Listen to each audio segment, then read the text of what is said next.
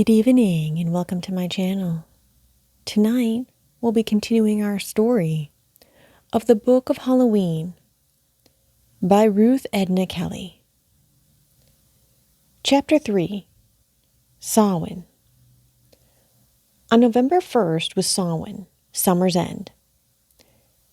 Take my tidings, stags contend, snows descend, summer's end. A chill wind raging, the sun low keeping, swift to set o'er seas high sweeping. Dull red the fern shapes our shadows, wild geese mourn o'er misty meadows. Keen cold limes each weaker wing, icy times, such I sing, take my tidings. Graves, first winter song.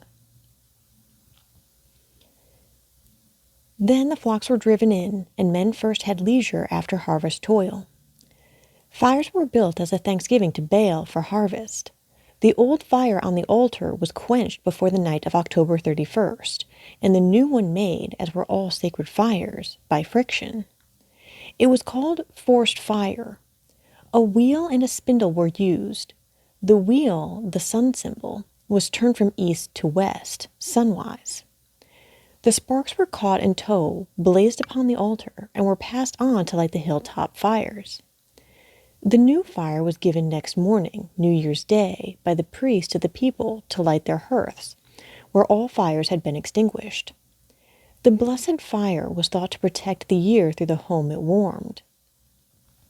In Ireland, the altar was Tlactga, on the hill of Ward in Meath, where sacrifices, especially black sheep, were burnt in the new fire. From the death struggles and look of the creatures, omens for the future year were taken.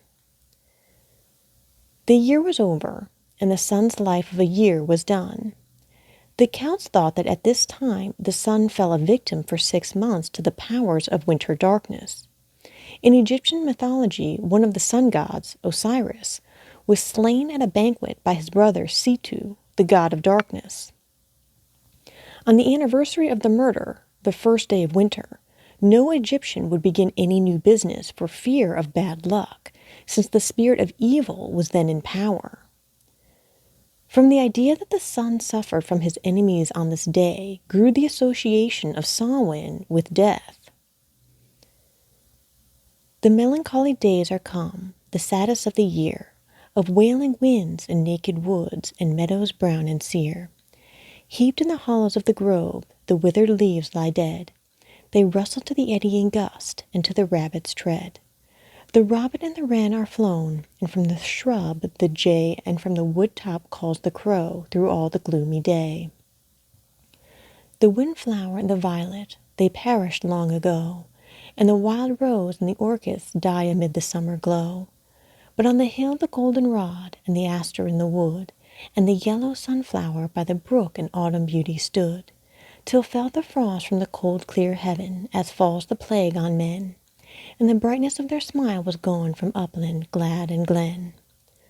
Bryant, Death of the Flowers. In the same state as those who are dead are those who have never lived, dwelling right in the world, but invisible to most mortals at most times.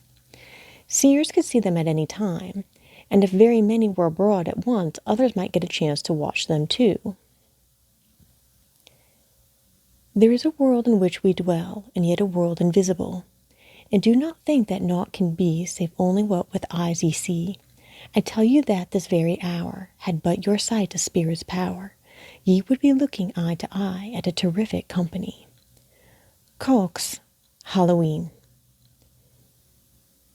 These supernatural spirits ruled the dead. There were 2 classes, the Tuatha De Danann, the people of the goddess Danu, gods of light and life, and spirits of darkness and evil. The Tuatha had their chief seat on the Isle of Man, in the middle of the Irish Sea, and brought under their powers the islands about them. On a midsummer day they vanquished the firebogs and gained most of Ireland by the battle of Moytura.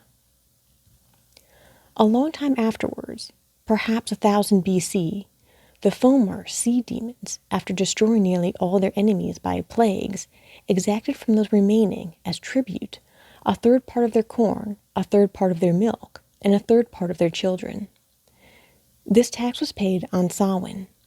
It was on the week before Samhain that the Fomor landed upon Ireland.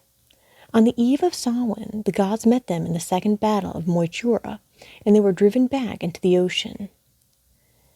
As Tyrnmas, a mythical king of Ireland, was sacrificing the firstlings of every issue and the scions of every clan, the Crom Croich, the king idol, and lay prostrate before the image, he and 3/4 of his men mysteriously disappeared.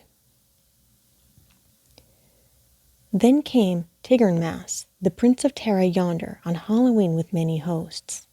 A cause of grief to them was the deed.